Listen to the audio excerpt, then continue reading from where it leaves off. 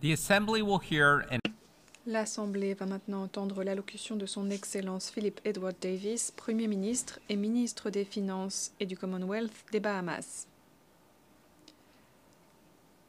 Je prie le protocole de bien vouloir accompagner son Excellence et je l'invite à prendre la parole devant l'Assemblée.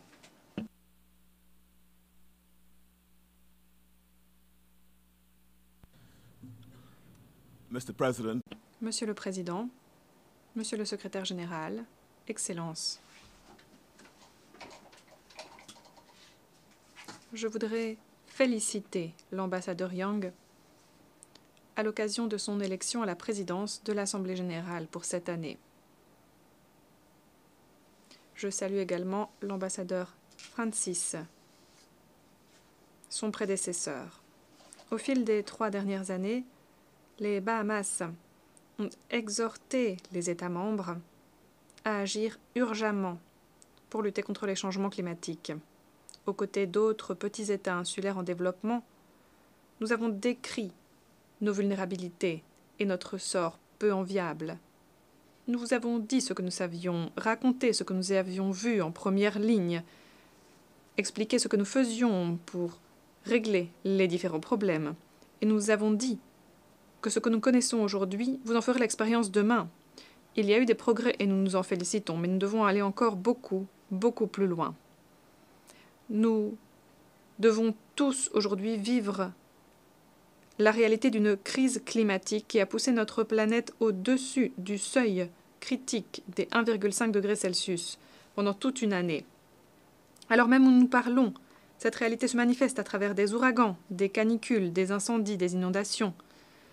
Les États membres semblent facilement trouver des montants colossaux lorsqu'il s'agit d'acheter des armes et des bombes, mais ne trouvent que quelques pauvres pièces lorsqu'il s'agit de financer les pertes et préjudices, les réparations, le relèvement, des actions si nécessaires pour nous adapter à la nouvelle réalité climatique. Pourquoi les États membres persistent-ils à fermer les yeux sur la plus grande menace de notre époque?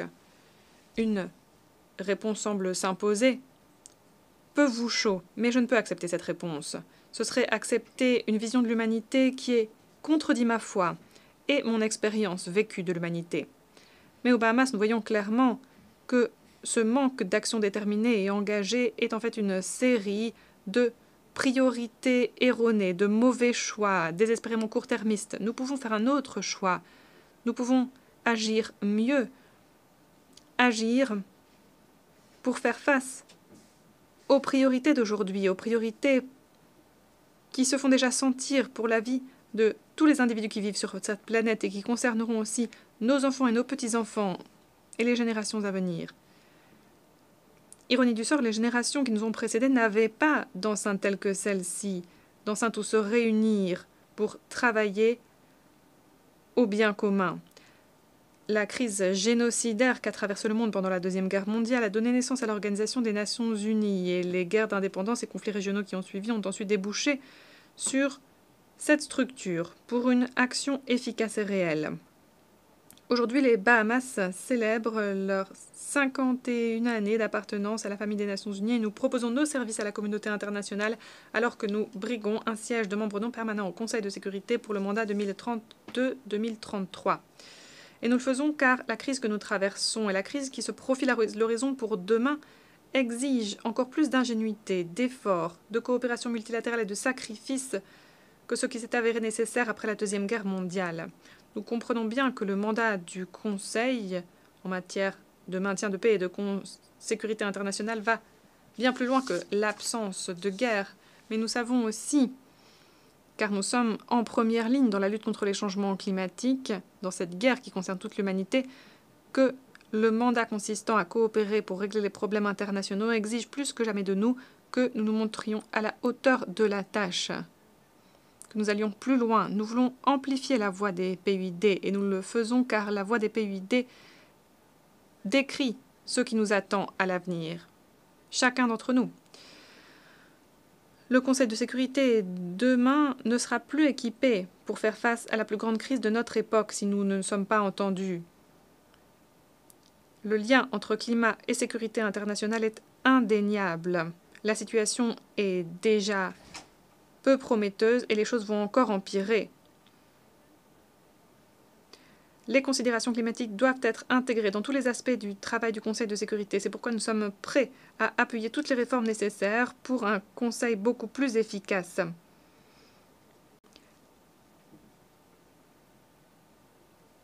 Les membres qui ont écrit la charte n'envisageaient pas l'appartenance de pays comme le mien au Conseil de sécurité lorsque l'ONU a été créée, mais ce sont les pays comme le mien qui aideront le Conseil à devenir inclusif, représentatif, à devenir l'organe nécessaire pour faire face aux grandes crises de notre époque.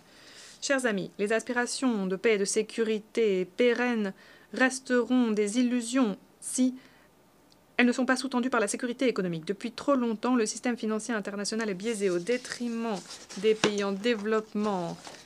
Il est une ironie cruelle. Les pays industrialisés, qui sont les plus responsables de la crise climatique, perpétuent souvent une autre forme d'injustice à travers notre système international actuel.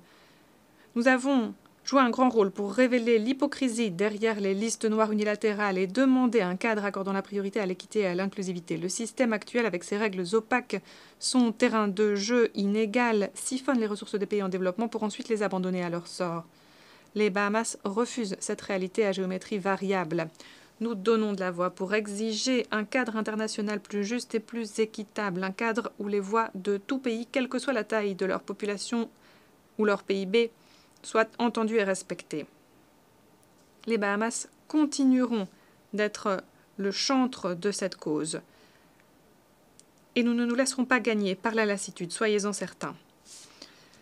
Même parmi les PID, les Bahamas sont particulièrement vulnérables, mais nous n'attendons pas que les solutions tombent du ciel. Nous sommes en train de les forger. Nous avons créé une garde nationale de la jeunesse pour autonomiser nos jeunes et les pousser à devenir des champions de la cause environnementale, car nous savons que les futures générations auront là une charge lourde à porter. Nous embrassons l'innovation, notamment dans le domaine des technologies océaniques, pour trouver des solutions à la crise climatique. Nous sommes peut-être un petit pays, mais un pays qui recèle des trésors d'ambition et d'ingéniosité. Je l'ai déjà dit, mais on ne saurait jamais trop le répéter. Les pays comme les Bahamas contribuent si peu aux problèmes du monde et pourtant, nous figurons parmi les principaux pays touchés. Plus de 40% de la dette nationale de mon pays est le résultat direct des impacts des changements climatiques. Nous sommes pris au piège d'un cycle annuel d'ouragans, de réparation et de reconstruction. Comment, dans ces conditions, remplir les aspirations raisonnables de notre peuple en matière de développement national ? Nous devons cesser de considérer les changements climatiques comme une menace stricto sensu environnementale, car ils démultiplient les autres menaces, exacerbent les tensions existantes, en créent de nouvelles et minent les fondements même de la sécurité internationale. Nous connaissons déjà des difficultés en matière de flux de réfugiés. Doit-on vraiment attendre que des millions de personnes de plus doivent quitter leur pays pour simplement pouvoir survivre ?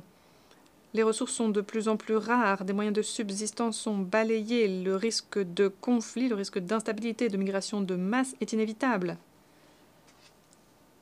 Cessez donc de penser uniquement à vos intérêts étroits. Excellence, dans notre région, la région des Caraïbes, la République d'Haïti est la proie d'une crise de sécurité multidimensionnelle. C'est le résultat de la violence des gangs et d'un manque de ressources aggravé par des tremblements de terre terribles, des ouragans et autres catastrophes naturelles.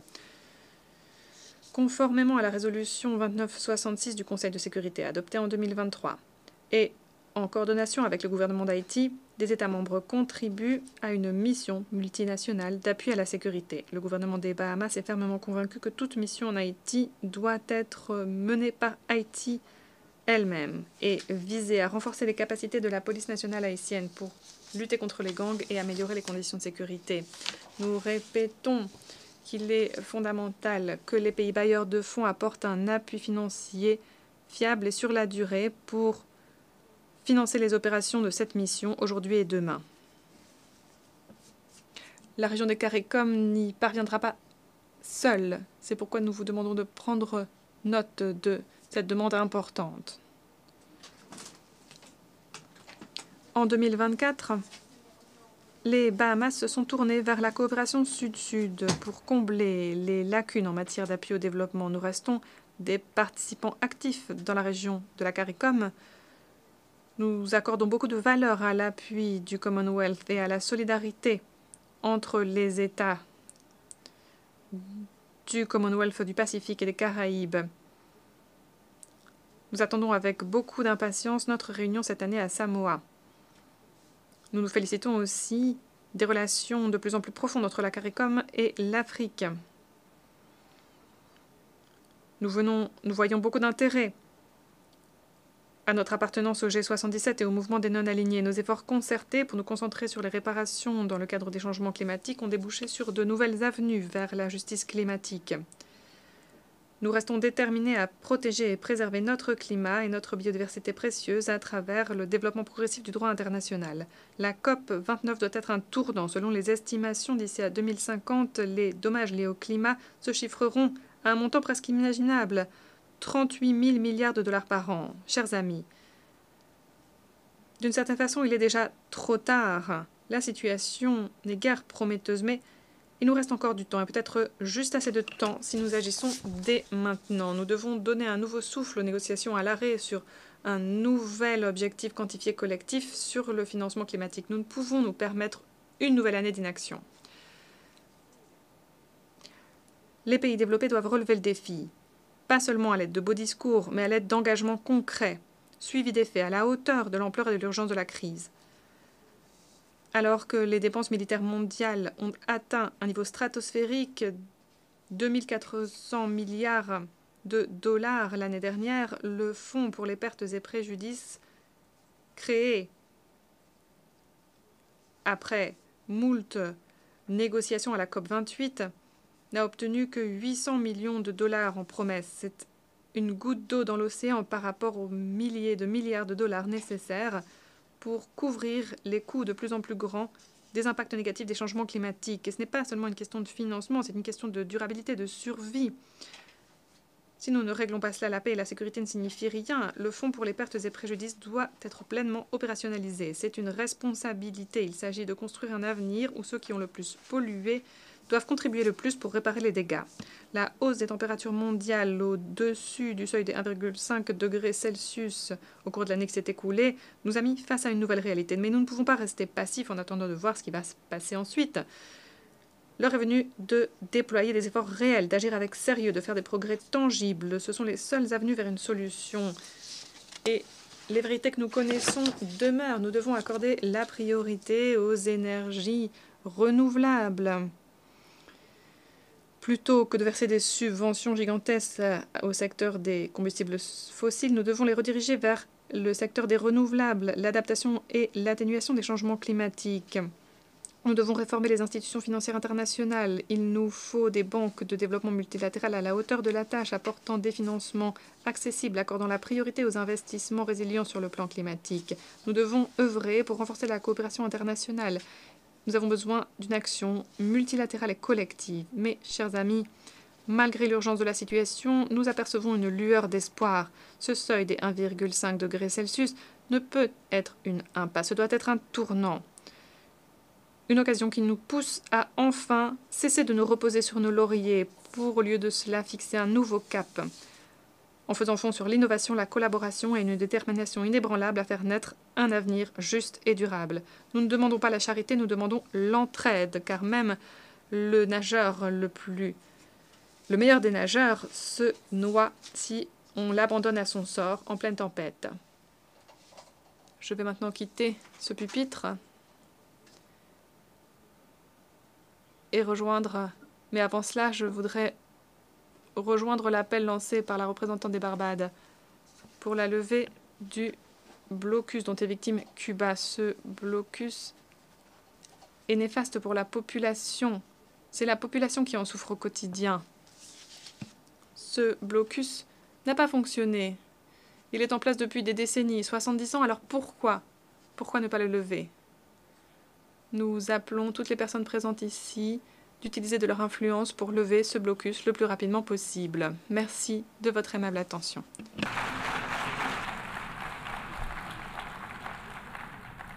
On behalf of the Au nom de l'Assemblée générale, je tiens à remercier le Premier ministre et ministre des Finances et du Commonwealth des Bahamas.